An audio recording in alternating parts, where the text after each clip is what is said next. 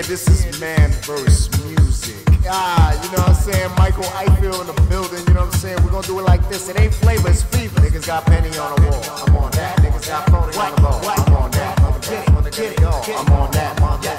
Yes, yes, I'm on that, man. What? I'm on that. Get it, get it, get it. Take it down. I'm on that. Take it down.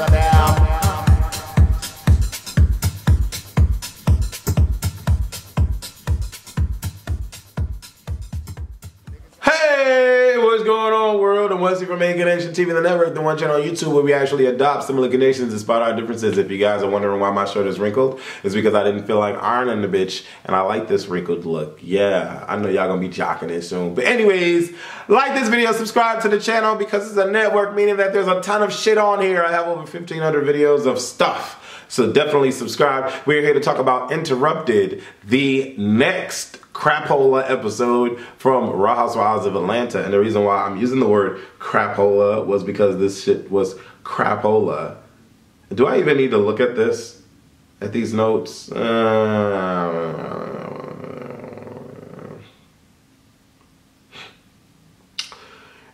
I'll go through the notes because there's really not a lot that really happened. Nene ups and leaves. And like I said last episode, okay, let me, okay, Nene.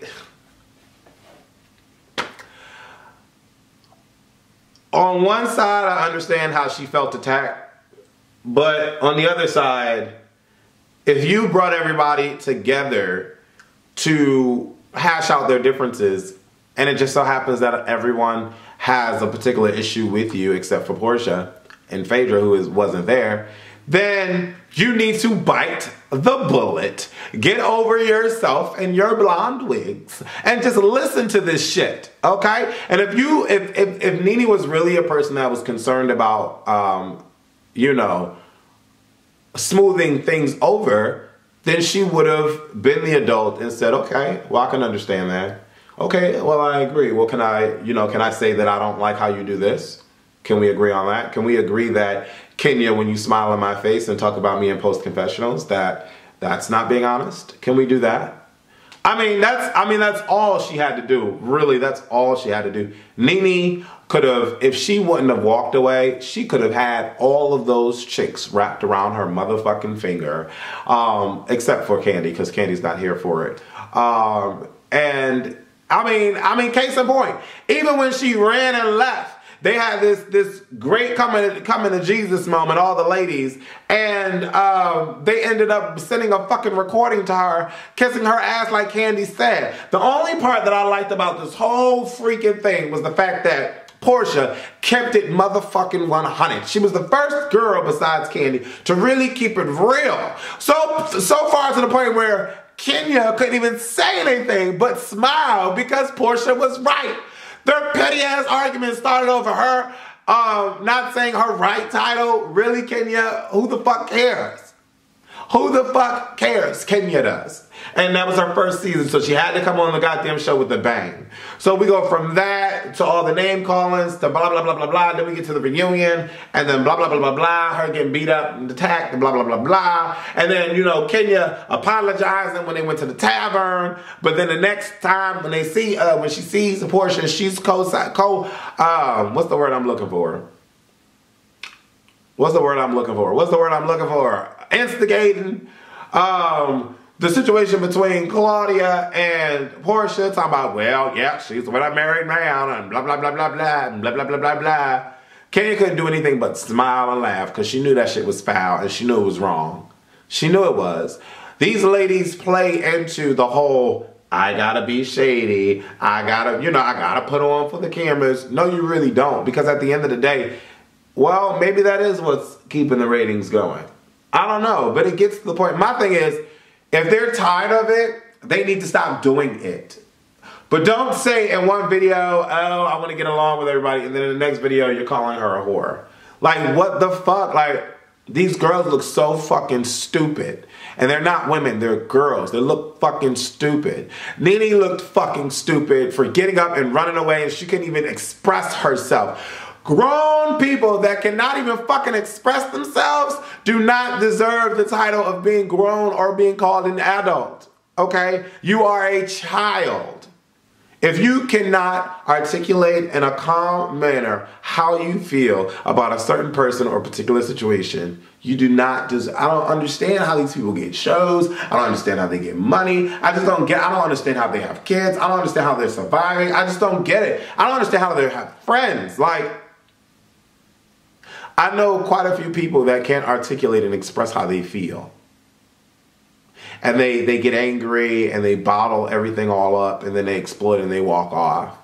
They can't take heed to hearing other people's opinions. It drives them insane. And that is such an unattractive quality for someone to have. I just don't get that. I really don't. But Portia was the only one outside of Candy making sense with everything. And Portia has her, I felt bullied in my marriage. And then, Claudia's like, they were throwing rocks at us. And Kenya's like, my mom. And I'm like, oh, Jesus. Like, what the fuck? I'm like, what are we, like, what? Oh, Jesus. And so we get past that dumb shit. And then we get to Nene talking to Greg. And actually, Greg was like, why do you keep putting up with stuff if you feel one way and you keep going back the other way? Like, what do you, like, I just don't get it. But Nene did make a point. She's like, everybody else apologizes and they get over it.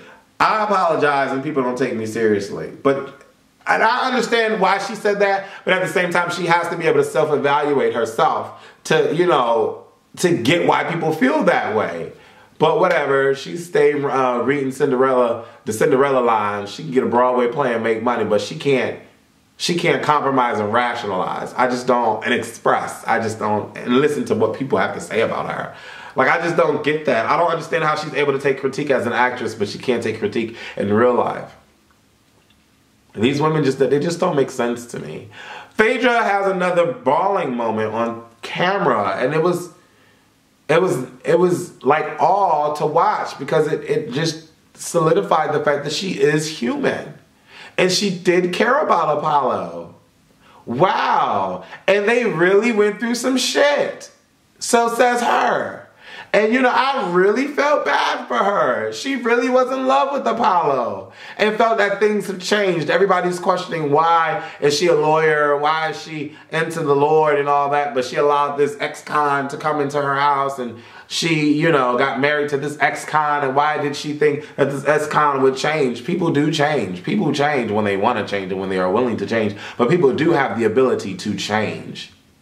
If there is anyone watching this video that does not understand that, then I don't know when or why the hell you're subscribed to A Connection TV. But the foundation of A Connection TV is evolution. There is nothing in this world more constant than change. So to not believe that he would be able to change, I mean, I don't know. That's crazy to me. But she breaks down talking to that girl, Sarah, I think her name was. Child, bad girl. And it was funny because Sarah was talking about, or the girl was talking about, when she was 14 and she had the baby and all this. I'm like, damn, at 14? Who your father again? Oh. Where they do that in? You know what I'm saying? That's what I was thinking. I was like, oh, Jesus. But, I mean, that is what it is. It ain't none of my business. I thought that scene was cool. And then the scene with Todd and Candy and Cynthia and Peter playing pool, that was a wash. That was just one of those setup pieces where, they had to talk about what was going on. But Candy cannot resolve problems in her life. She cannot voice her opinion or try to fix problems in her life. And it's evident. The way she handles Joyce is the same way she's handling Phaedra. She's not handling it. And it is so crazy to me how she is sitting here wondering why Phaedra is talking to other people, but she has not reached out to Phaedra yet. It's like, it's hypocritical because at the same time, you're able to talk to everybody at the confessional about why Phaedra can't talk to you, but you can't even fucking talk to Phaedra. And you want Phaedra to call you. I mean, both these girls are stuck on boulders looking over the Atlantic Ocean. Just dazed the fuck out. You know what I'm saying? Because both of them are in the wrong. It's just that they both are at fault. So it does not make sense. Neither of them are taking the opportunity to call. I don't get that. I do not understand that, nor do I get it. It just doesn't make sense to me. Candy, you need to practice what you're trying to preach. You know what I'm saying? And then Claudia talks to Dr. Jeff. Dr. Jeff is a mess. I don't know what kind of therapist he is. But she talks to him, and he suggests that they go on another fucking...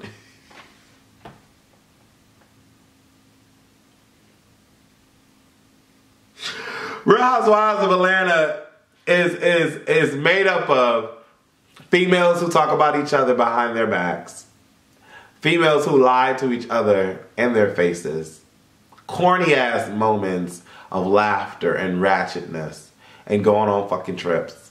It is just this. We're on the love and hip hop of Atlanta. Females gonna go on a fucking trip. They going to the Philippines, and Claudia's gonna put this trip together. I don't know. I don't know. Tell me what y'all thought about this show. This show is just a hot ass mess. It needs to go off the air at this point. That's what I'm feeling. I'm Wesley from Incarnation TV, the network. Deuces.